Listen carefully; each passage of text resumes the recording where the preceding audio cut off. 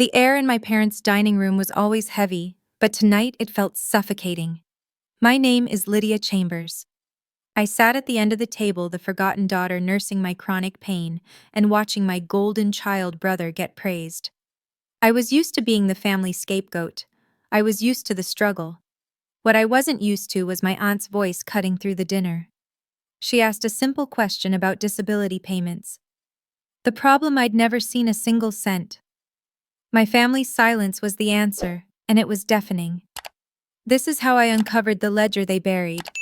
Like, share, comment, and subscribe to our channel. We always appreciate the time you spent here with us. The air in my parents' dining room was always thick, heavy with the smell of roasting meat and things left unsaid. Tonight, for the annual family reunion, it felt particularly suffocating. I was at my usual post, the far end of the table, the seat just before the table leaf, an island of mismatched cutlery. I was 29 and I felt twice that. My life was a quiet ledger of chronic pain and financial hardship, a dull thrum in my lower back that radiated down my leg, a constant reminder of the warehouse accident at 22. I'd learned to carry myself through it, to build a resilient private wall around the daily struggle. My parents, Caroline and Robert Chambers, presided from the head of the table. They were masters of stability, high priests in the church of appearances. In our home, you didn't have problems. You had challenges you overcame quietly, or preferably you just swept them under the expensive Persian rug. Their smiles were bright, practiced, and aimed almost exclusively at my brother Ethan. He was 2 years younger, charismatic in that easy way that comes to people who have never been denied anything. He was, and always had been, the golden child. I'd learned the family math early on in this house. Some kids get rescued, and some kids get sacrificed. I knew exactly which one I was. The tension was a low hum beneath the clinking of silverware. Ethan was holding court, bragging about the new truck parked in the driveway. Graphite gray, fully loaded. Dad just said to pick a color and sign the papers. My mother, Caroline, beamed. Ethan works so hard at the firm, Robert. He deserves a reliable vehicle. I felt the familiar acidic burn of resentment in my throat. I'd spent last month rationing my pain medication to make sure I could afford the copay for the physical therapist my doctor insisted I see. My 2008 sedan had a worrying click in the axle, but when I'd mentioned it, my father had simply grunted about the importance of an emergency fund. They praised Ethan for breathing, while ignoring the fact that I was drowning. I was stirring my mashed potatoes, trying to disassociate, when the room fell silent. It wasn't a gradual fading of conversation. It was a sudden sharp cutoff, as if someone had hit a mute button. The silence originated with my elderly Aunt Miriam. She was the family historian, a woman who wore the truth like a tailored suit, whether it was fashionable or not. Her voice, though thin, sliced through the heavy air. Lydia. Every head swiveled toward me. I froze my fork halfway to my mouth. Aunt Miriam never ever singled me out. Her eyes, sharp and clear behind her glasses, pinned me to my chair. How are your disability payments helping you now? The words hung in the air, nonsensical. I felt a flush of heat creep up my neck. Disability payments. The room was so still I could hear the buzz of the refrigerator in the kitchen. I'd never received a disability payment in my life. I'd tried to apply back when the pain was so bad I couldn't sit for more than 10 minutes. But the paperwork was a mountain I couldn't climb, and my parents had waved it off. You're young, Lydia, my mother had said. You just need to tough it out. Those programs are for people who have really given up. I felt completely and utterly ambushed. My eyes darted to my parents. My father, Robert, was suddenly fascinated by a spot on his wine glass, polishing it with his thumb. My mother's smile was still plastered on her face, but it was a brittle, terrified thing. Beside her, Ethan let out a short, irritated sigh, annoyed that the spotlight had shifted from his new truck. It was his immediate irritation that struck me first. Not confusion, not concern, just annoyance. Aunt Miriam's tone was calm, but it was deadly. It was the calm of a sniper. I was just asking, she continued, her gaze unwavering. I heard something interesting through a friend down at the Community Financial Assistance Office. A flag on an account. Just wanted to make sure everything was in order.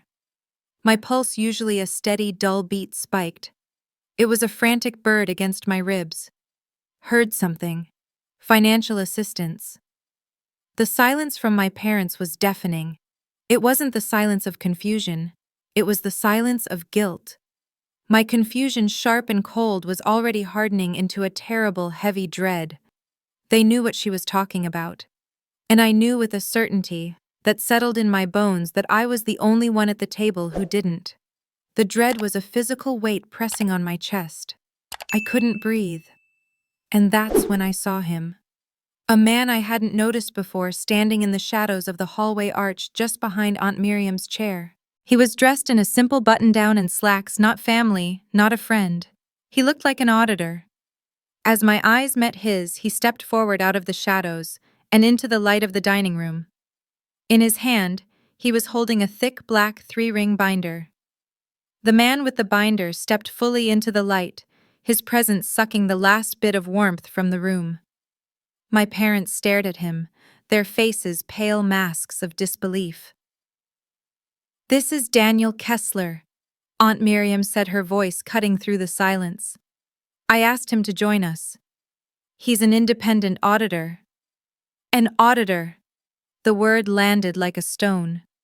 My mind flashed back a violent, unwanted memory to the slick floor of the warehouse stockroom, the metallic clang as the shelving unit gave way, and the searing, white-hot pain that had split my world in two. I was 22. The doctors had used words like chronic and permanent nerve damage. My parents had used words like unfortunate and inconvenient. The years that followed were a blur of gritty survival. I worked 3 jobs a morning, barista shift, and afternoon data entry gig from a painful metal chair, and weekend inventory counts, just to cover the rent on my tiny apartment and the co-pays for medication that never quite killed the pain. I rationed pills, cutting them in half to make the prescription last, because my parents had looked at me with such profound disappointment when I'd asked for help. "You have to tough it out, Lydia," my father had said, his voice firm. "We all have our burdens to bear. Relying on handouts doesn't build character." Now this man, Daniel Kessler, placed the black binder on the table with a soft, definitive thud. He didn't look at my parents. He looked at me. He opened the cover. The first page was a summary sheet. My name was at the top. Lydia Chambers. And then a line item: state disability insurance deposits. My breath hitched. He turned the page. It was a bank statement. And another. And another. 10 years of them. 10 years of monthly deposits issued in my name, routed to a bank account I didn't recognize. The address on the statements, however, I knew very well. It was this one, my parents' home. "We found deposits starting 3 months after your workplace accident," Daniel said, his voice quiet, but carrying in the dead air. "They've been consistent for a decade." He turned another page, revealing a scanned copy of an application form. A signature was scrawled at the bottom, a looping, confident Lydia Chambers, that looked nothing like my own handwriting. It was a forgery, a bad one. I felt a cold, hollowing sensation, a chilling sense of being erased from my own life. My pain was real. My struggle was real. But my name had been a ghost, a vessel for them to use. Robert Caroline. Aunt Miriam's voice was steel. My mother's composure finally shattered. She let out a small, strangled sob. We used it for family expenses," she whispered, her eyes pleading with my aunt, not with me. "It was just, things were tight. It was for the family." Ethan, who had been staring at the binder with a look of pure hatred, suddenly arranged his face into a mask of bored innocence. He smirked, just a small twitch of his lip, and shrugged. "I don't know what any of this has to do with me. But I knew. Oh God, I knew. The dates. I didn't even need to see the rest of the binder. I knew. Ethan's incident sophomore year, the expensive rehab facility upstate that was like a resort. His first car, the one my parents said was a reward for turning things around. His sudden unexplained transfer to a private university when the community college wasn't challenging him. It was all there. It was all me. They had taken the money meant to keep me functional, the money meant to offset the life of pain I was living, and they had handed it to him. They had sacrificed me. "You were always so sensitive, Lydia," my father said, his voice low and defensive. "So emotional. You couldn't have handled the responsibility of that kind of money. You're irresponsible with your finances." My mother nodded, grabbing his hand. "We were protecting the family, don't you see? We were protecting you from the burden. Protecting me." They said it as if they'd done me a favor. The betrayal wasn't just theft. It was generational. It was calculated. They hadn't just stolen money, they had stolen my narrative. They had watched me work 3 jobs, watched me limp home, watched me ration my medication, all while telling me I wasn't trying hard enough, all while cashing the checks that proved I was broken. I couldn't breathe. The air was too thick, too full of their lies. I pushed my chair back, the legs scraping loudly against the hardwood floor. The sound was a violation in the silence. I didn't cry. I didn't scream. My body went into its old survival mode, silent, trembling, invisible. "Excuse me," I murmured, my voice a rasp. I turned and walked out of the dining room, my hip aching with every step. I made it to the dim hallway, leaning against the wallpaper, trying to pull oxygen into my lungs. The scent of potpourri was suffocating. I heard his footsteps behind me. It was Daniel Kessler. I flinched, expecting him to be one of them. He stopped a few feet away, his voice quiet, almost conspiratorial. "Lydia," he said, and I finally looked at him. His eyes were kind but grim. "This goes deeper than you think." The drive back to my apartment was a blur. I don't remember the turns I took or the traffic lights I stopped at. A surreal numbness had enveloped me, a protective cocoon of shock that held the shrieking, howling grief at bay. My hands were steady on the steering wheel, but they felt like they belonged to someone else. The world outside the glass was silent, distant. I was moving through a life that I didn't recognize, a past that had just been rewritten as a grotesque lie. When I got to my small one-bedroom apartment, the one I'd struggled to afford, the one my mother had called a little grim, I walked in and locked the deadbolt. For a moment, I just stood in the entryway, listening to the hum of my own refrigerator, the same sound I'd heard in their house. But here, it was just a machine. It wasn't mocking me. I moved not with panic, but with a slow, cold precision. I went to the back of my closet and pulled down 3 shoeboxes. They were my archives of pain, my proof that I had struggled. They were filled with old receipts, medical records, co-pay stubs, and pharmacy printouts. I found my old journals, the thin spiral notebooks where I'd vented my frustration, tracking every expense, every extra shift I'd had to pick up, every time I'd chosen cheap pasta over vegetables. I dumped them all onto my small kitchen table, creating a mountain of faded thermal paper and cheap notebook pages. My own ledger. This was the life they told me I'd built. I found the page in my journal from 3 years ago. My handwriting was tight, angry. Begged Mom and Dad for $60, just 60. The transmission fluid is leaking and I can't pass inspection. Dad said there's just no room in the budget right now. Said I needed to learn to plan for these things. I cried in the car for an hour. I sat there staring at the date. Then I pulled out my phone and accessed the images Daniel Kessler had texted me before I left, snapshots of the key deposit statements. My breath caught. There it was. 2 days before I had called them crying, begging for $60, a deposit of $2,600 had landed in their account. In my name. There was plenty of room in the budget. It just wasn't for me. The numbness began to recede, replaced by something sharp and volcanic. I started pulling papers, spreading them out, creating a timeline. I compared dates, my movements becoming frantic, feverish. Ethan's private university tuition payment, the one my parents had announced with such pride, it was paid in full 48 hours, after a massive back payment deposit, totaling over $12,000, was made to their account. the down payment on his car, the ski trip to Colorado.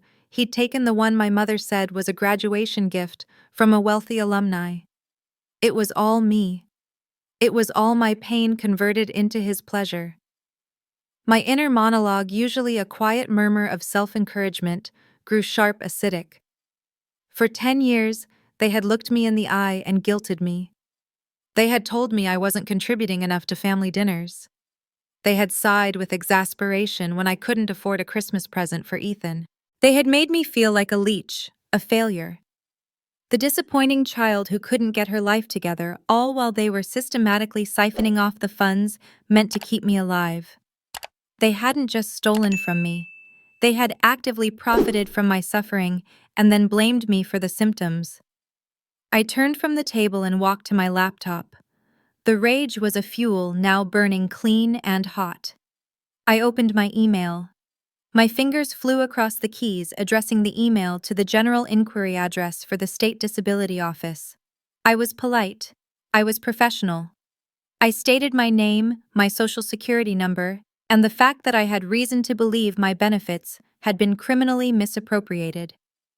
I requested a full certified record of every payment issued in my name since the date of my accident. I hit send. The click of the mouse was the loudest sound in the room. I opened a new browser tab. I started researching. Financial fraud statutes, Oregon. Statute of limitations, identity theft, civil restitution. The words felt foreign and powerful. I created a new folder on my desktop. I didn't hesitate. I labeled it restitution. I was saving the first PDF of the state fraud reporting guidelines when my phone buzzed on the table beside me. It was a new voicemail. My mother. I stared at her name, my stomach tightening. I pressed the play button, putting it on speaker. Her voice filled my apartment, but it wasn't the weepy, panicked voice from the dinner table. This was cold, rehearsed. This was the voice of Lydia Chambers, the woman who worshipped appearances. Lydia. I don't know what you think you're doing or what that man filled your head with, but this is a family matter. You will call us tomorrow morning so we can talk. We need to talk, Lydia, before you do something you'll regret.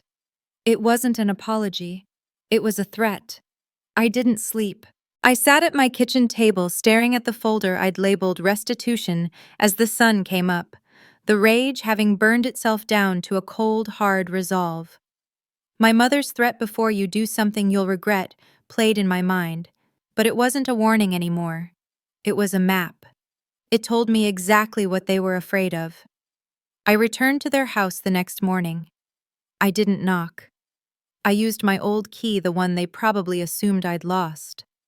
The house was quiet, but it was the silence of a held breath.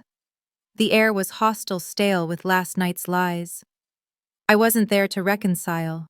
I wasn't there to hear their excuses. I was there to gather evidence.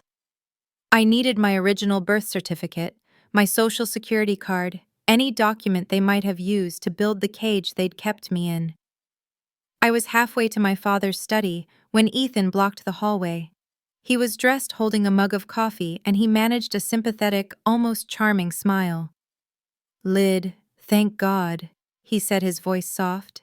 I was worried. "Look, last night was a total mess. Mom and Dad, they don't know how to explain things, but it's not what it looks like."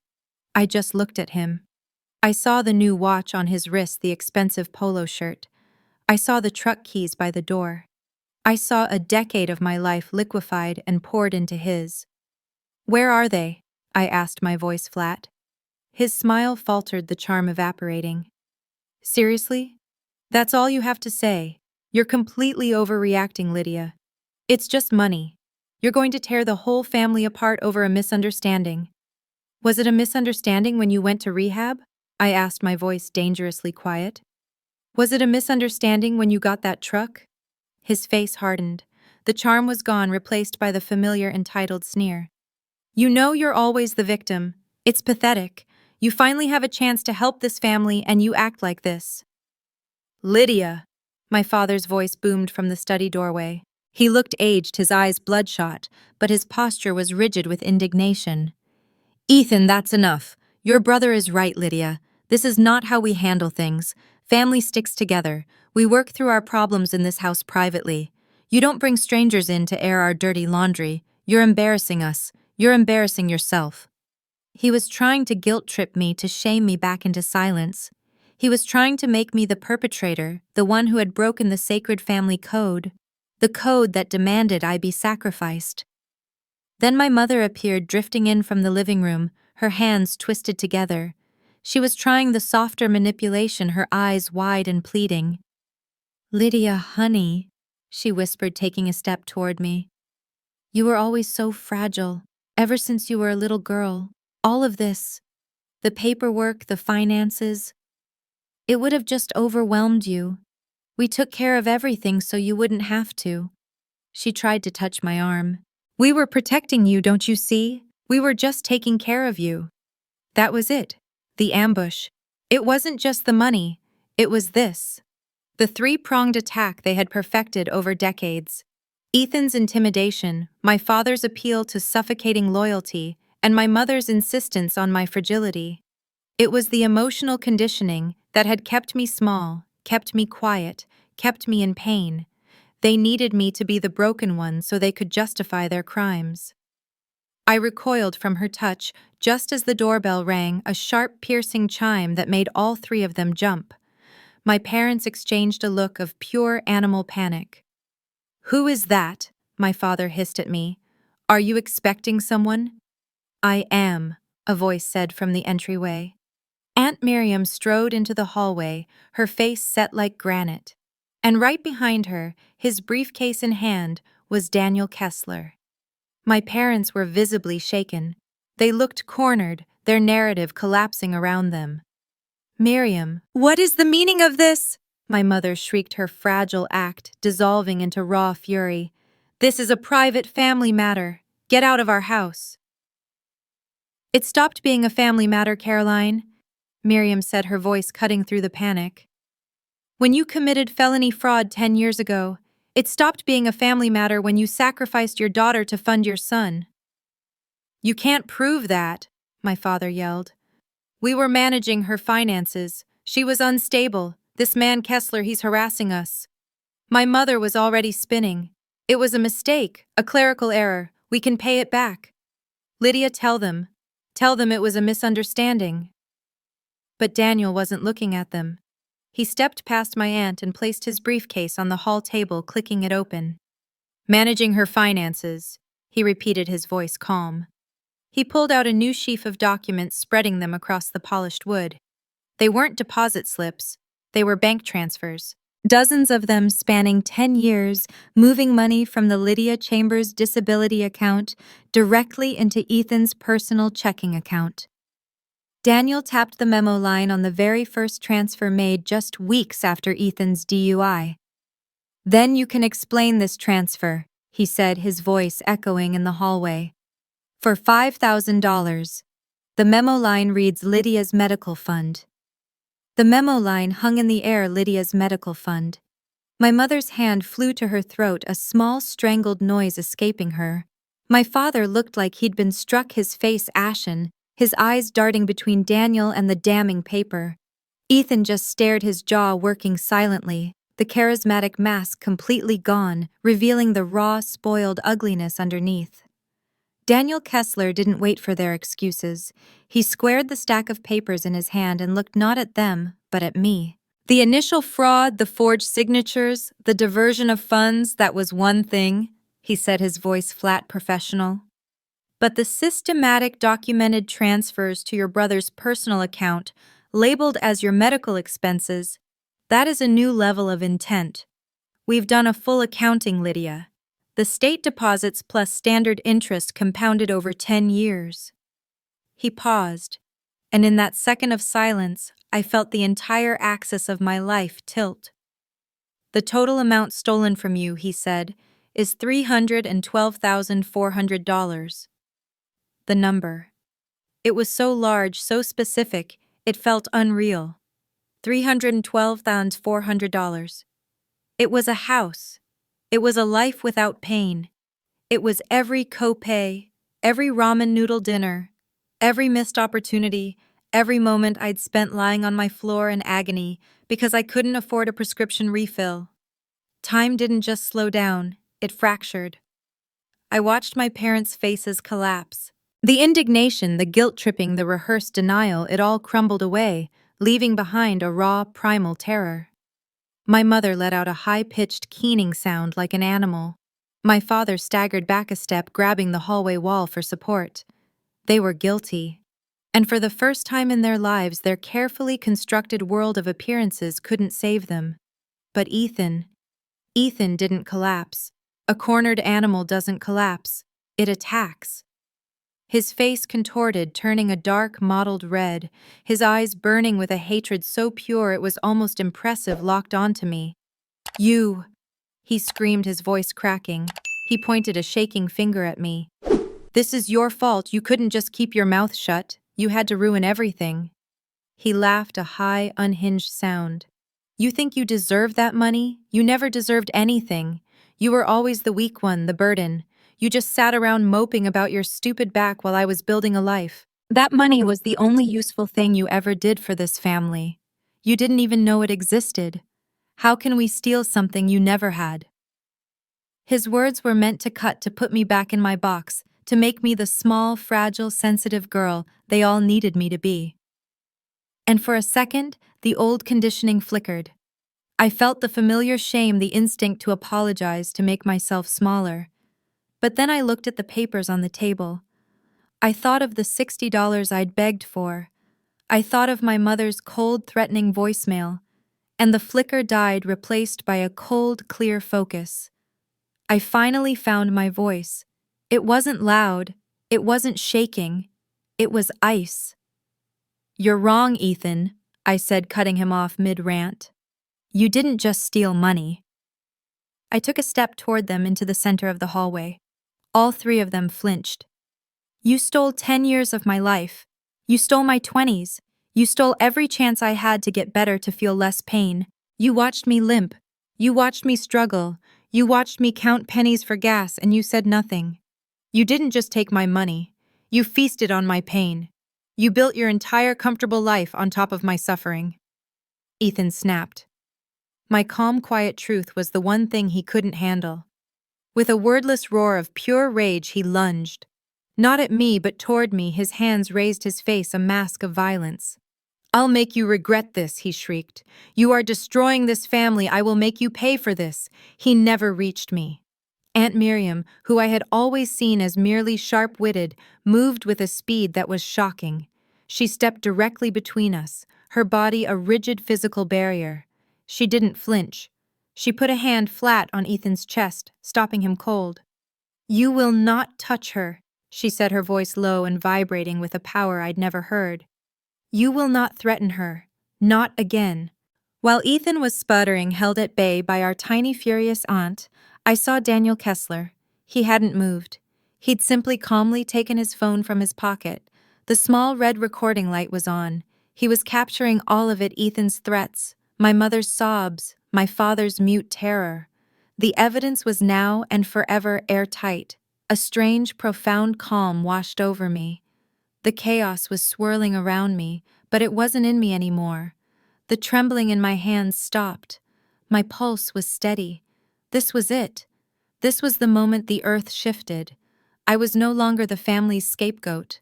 I was no longer the designated patient, the fragile victim, the sacrificial lamb.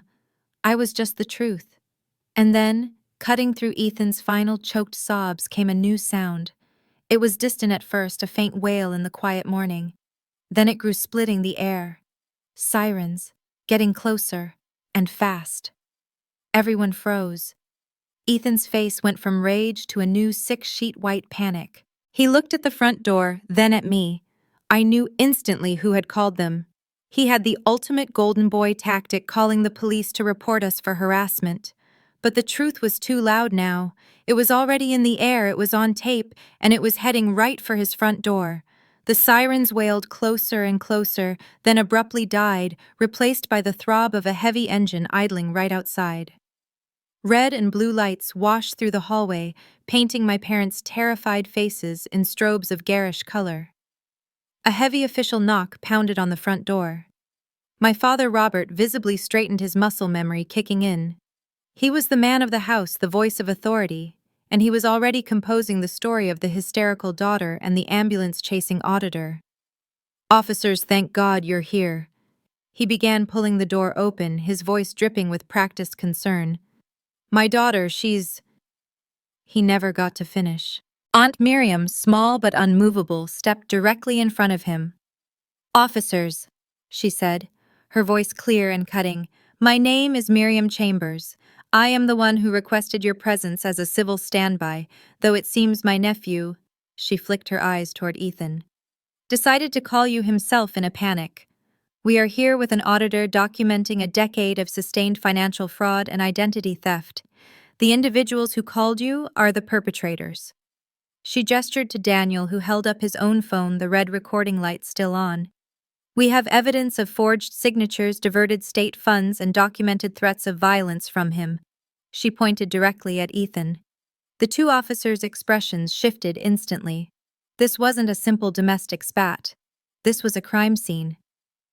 One officer, tall and weary, stepped inside, his hand resting on his belt. "Okay, let's separate everyone. Now." The hallway, once my parents' seat of power, became a cramped, chaotic space. "You and you," he pointed to my parents. "Stay in the dining room. You," he jabbed a thumb at Ethan, "kitchen." "Ma'am," he nodded to me. "You come with me into the living room. You two," he looked at Miriam and Daniel, "stay here in the hall. We'll take your statements one by one." The second officer, a younger woman, guided me into the formal living room. It was a museum of a room, cold with plastic runners on the carpet. "Ma'am, just take a breath," she said, not unkindly. "Tell me exactly what happened, from the beginning." The old Lydia would have wept, would have apologized for taking up her time. The old Lydia would have been terrified of the flashing lights. But I just sat on the edge of the stiff brocaded sofa, looked her in the eye, and for the first time I told my story. I spoke clearly, confidently. I told her about the accident at 22. I told her about the chronic pain, the 3 jobs, the constant struggle. And then I told her about last night. About the binder, the forged signatures, the 10 years of payments I never saw. I told her about the $300, $400. My voice didn't shake. I wasn't a victim asking for help. I was a witness stating the facts. From the hallway, I heard the other officer's voice rise. "Son, I need you to calm down. We're just talking." Then I heard Ethan's voice, high and thin with panic. "I didn't do anything. You can't hold me here. This is harassment. My dad's a lawyer." There was a sudden crash, the sound of a body hitting the hall table, scattering papers. "He's running," the officer shouted. "He's going out the back." I heard pounding footsteps, a desperate scramble, and the violent slam of the kitchen door rattling in its frame. Ethan was gone. He had fled. His guilt a screaming confession in the sudden echoing silence. The younger officer spoke into her radio, and I just sat there. He ran. The golden child, the one who could do no wrong, had just proved my entire case. When the officer brought me back to the hallway, the scene had collapsed. The energy was gone. My mother was crumpled on the bottom stair, weeping into her hands, not tears of remorse, but the angry, frustrated tears of someone who'd been caught. My father stood stiffly against the wall, his face gray, his authority stripped away. He was just an old man, a common thief. We only wanted what was fair," my mother choked out, peering at me through her fingers. "He needed it. He had so much potential. It was for the family." I just stared at her. I stared at them both, refusing to look away, refusing to give them the comfort of my forgiveness or the satisfaction of my rage. I gave them nothing. They were strangers, and their house was a crime scene. Daniel and Aunt Miriam finished their formal statements. The officers took the binder, handling it carefully, sliding it into a large evidence bag. They took the copies of the bank transfers. The investigation was officially escalated out of our hands and into the hands of the state. "The fraud division will be in touch," the lead officer told my parents, his voice devoid of sympathy. "I'd advise you to get an attorney. And do not leave town. The front door closed. The red and blue lights swept away, plunging the hallway back into its dim, yellow-lit gloom. I turned wordlessly and walked up the stairs. My hip throbbed a dull echo of the stress. I went to my childhood room, a small, dusty box at the end of the hall.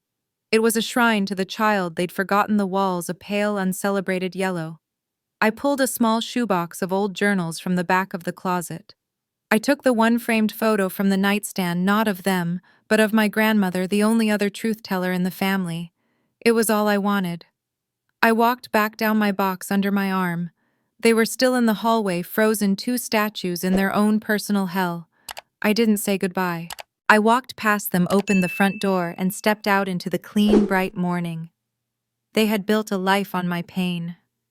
Now I would build one on my truth. A month passed. The world, which had been tilted on a violent, chaotic axis, slowly began to right itself. The initial blast radius of the revelation had settled, and now the hard, meticulous work of rebuilding had to begin. The first tangible piece of this new life arrived not as a check, but as a thick manila envelope from the State Fraud Division. I sat on the floor of my new apartment, a small but bright studio in a different part of town, and read the full report. The official language was cold, brutal, and utterly validating. The legal victim of long-term calculated fraud. Misappropriation of state funds. Identity theft perpetrated by immediate family. It was all there in stark black and white, a 10-year history of my pain and their profit. The report detailed the next steps. Their accounts, the joint accounts, my father's business account, Ethan's savings were frozen. The state was seeking full restitution of the $400. Criminal charges were pending. And then, a week later, the second envelope came. It was from the disability office. It was a check. It was addressed to Lydia Chambers at my address, and it was for the correct full monthly amount. I held it in my hands for a long time, just feeling the weight of the paper. This was the first payment that had ever reached its intended destination. This was the first time I could pay my rent without calculating which bill to skip. The first thing I did wasn't to buy something new. It was to make 2 phone calls. The first was to a physical therapist, a specialist in chronic nerve pain, someone I could never have afforded. The second was to a trauma therapist, someone who could help me untangle the complex, suffocating knot of family. I began the slow, agonizing work of healing both physically and emotionally. The physical therapy was grueling. We were trying to undo 10 years of damage caused by neglect, by my inability to afford proper care. The emotional therapy was harder. We didn't talk about forgiveness. We talked about rage. We talked about boundaries. We talked about the fact that I was allowed to be angry, that my pain was real, even when the people who were supposed to love me most had told me it was an inconvenience. I used the money to move. My new apartment was small, but it had a small balcony overlooking a courtyard, and the afternoon sun flooded the main room. It was the first place that felt entirely mine. It was a place they had never seen, a place their lies had not contaminated. I even started cautiously to build a new community. I joined a local support group for people living with chronic pain.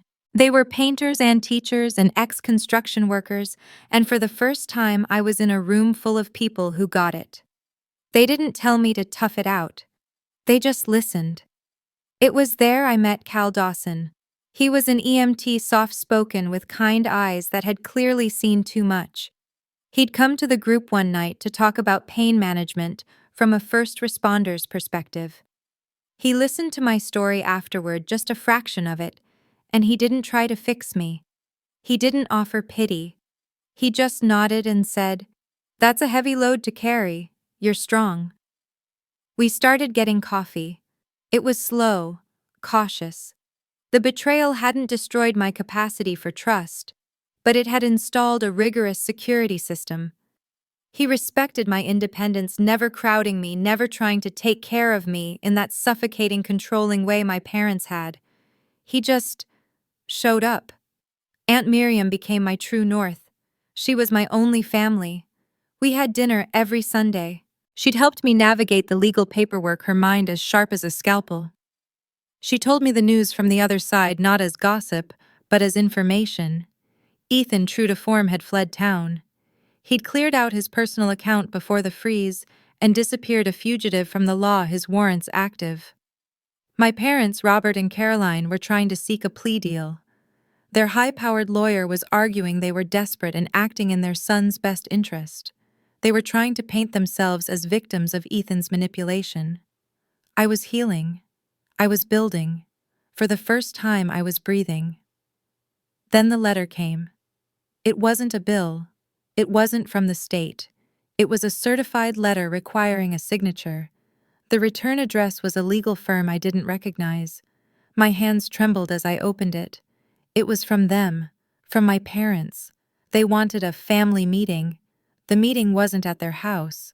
It was in a sterile gray conference room at their lawyer's office, a place of neutral ground that felt anything but. I agreed to go, not out of any lingering obligation, not because I was considering reconciliation, but because I needed to close the chapter. I needed to see them one last time with my new eyes. They were already sitting at the long polished table when I walked in. They looked small. It was the first thing I noticed. The towering, intimidating figures of my childhood, the arbiters of my guilt and my worth, were just two older, diminished people. My father's suit, once a symbol of his authority, hung loosely on his frame.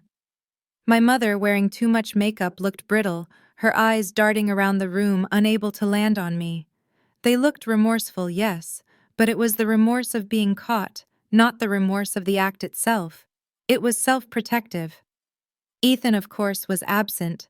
His chair was empty, a tangible symbol of his cowardice. Their lawyer, a man with a practiced, sympathetic face, cleared his throat. "Lydia, thank you for coming. Your parents, they have something they'd like to say."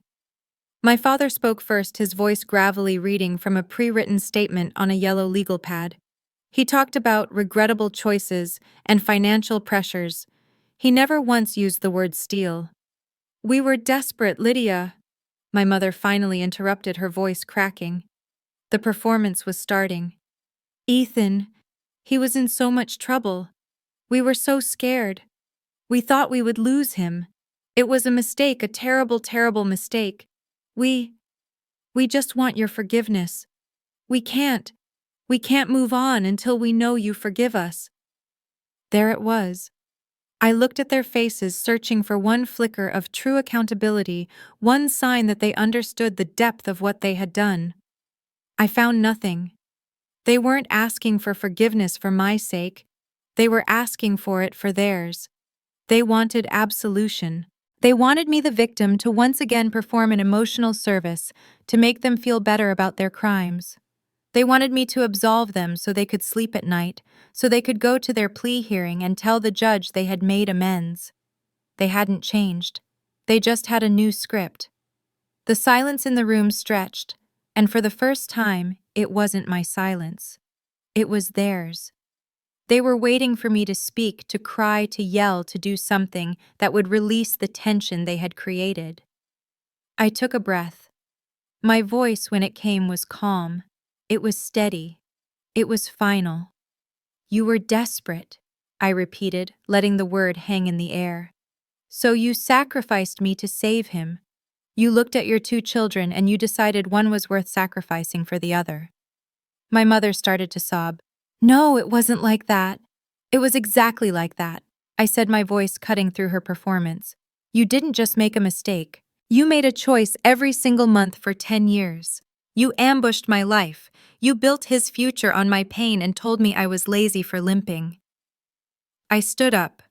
The movement was slow, deliberate. My hip ached, but it was a clean pain now. It was just a feeling, not a judgment. "You don't want accountability," I said, looking them both directly in the eye. "You just want to feel better. I can't give you that. You have to live with the truth you built." I turned and walked to the door. I left them sitting in their silence, the same suffocating, absolute silence they had forced on me for my entire adult life.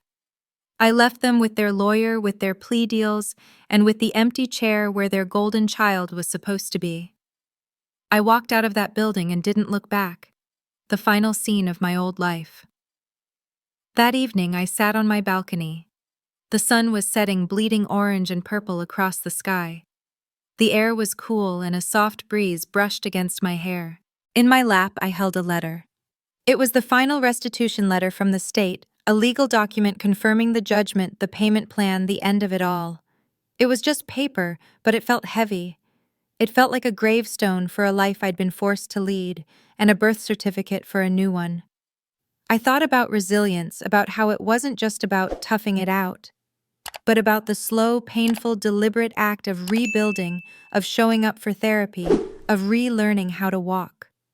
I thought about community, about Aunt Miriam's unbending strength, about Cal's quiet respect, about the support group who knew my pain without me having to explain it. I thought about personal freedom, the simple, profound luxury of buying my own groceries without guilt of paying my own bills with money I had earned, or that was rightfully mine. Of belonging not to a family bound by toxic loyalty, but to a life I was consciously, carefully, and joyfully building for myself. For the first time, my life wasn't borrowed or stolen. It was mine, every scar, every breath, every tomorrow. And with that, Lydia finally closed the ledger on her past, her future truly her own. What a powerful journey of resilience. What are your thoughts on how Lydia handled the final confrontation? We'd love to know. Subscribe for more stories and leave a comment below. We read every single one of your thoughts. Thank you for listening. This has been a story from Radiance. We'll see you next time.